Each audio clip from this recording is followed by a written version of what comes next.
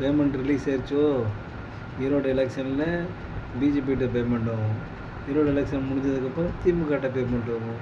திமுக பெரியார் அசிங்கமாக பேசியிருக்கான்னு திமுக சூடு சோறனாக இருந்துச்சுன்னா இவனை தூக்கி ஜெயிலில் போட்டு வச்சு போகணும், ஒன்றும் பண்ண மாட்டானுங்க. அப்போ பேமெண்ட்டு பிஸ்கெட்டை போட்டுருக்கானுன்னு நினைக்கிறேன் திமுககாரன். அதுக்காக அண்ணன் குலைச்சிட்ருக்காருன்னு நினைக்கிறேன். அண்ணனோட ஸ்ட்ராட்டஜி தான். டிஎம்கேட்டும் வாங்குறாரு, ஏடிஎம்கேட்டும் வாங்குறாரு, பிஜேபிட்டும் வாங்கிட்டாரு. ஆனால் அண்ணனோட இந்த நாம் தமிழர் கட்சியோட பெனிஃபிட் என்னென்னா, நிறைய பேர் உருவாக்கி விட்டு அவங்க எல்லாம் போய் பெரிய லெவலில் செட்டில் ஆகிறாங்க. டிஎம்கேல ஏடிஎம்கேல இப்போ அக்கா காளியம்மன் போயிருக்குது. குசுறு அப்படின்னு ஏதாவது ஒன்று சொல்லி எல்லாத்தையும் வெளியில் அனுப்பிச்சிடுறது. கட்சியை கலைச்சிட்டு கடைசியில் நீயும் இந்த சாட்டை துறமும் 2 பேர் மட்டும் தான் இருக்க போகிறீங்க.